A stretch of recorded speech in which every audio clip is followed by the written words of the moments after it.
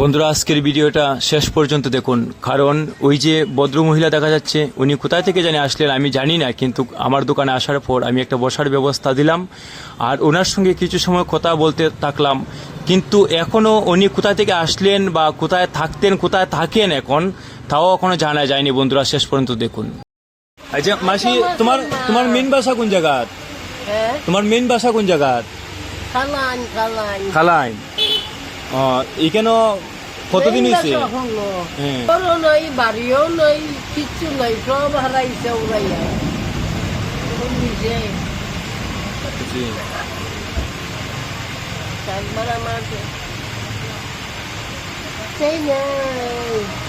তখন তোমার নাই বলতে আর কেউই নাই? তখন আর তোমার কেউই নাই? না, তখন ওই সারাদিন এইভাবে ঘোরাফেরা করিয়া যা মিলে তা দিয়ে খাওয়ান? বেশি যে মাইয়া করে যে বাসার থাকো? আচ্ছা, সানলেডারি কেন? আচ্ছা আচ্ছা।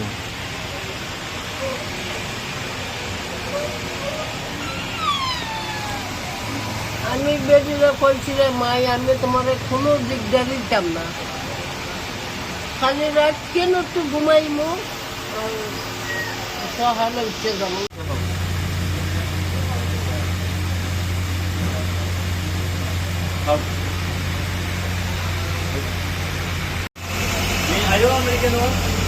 আর আশীর্বাদ করে ঘুমায়, বাবা আশীর্বাদ করো যেন আমি আরো ইয়ে করতে পারি, ঠিক আছে?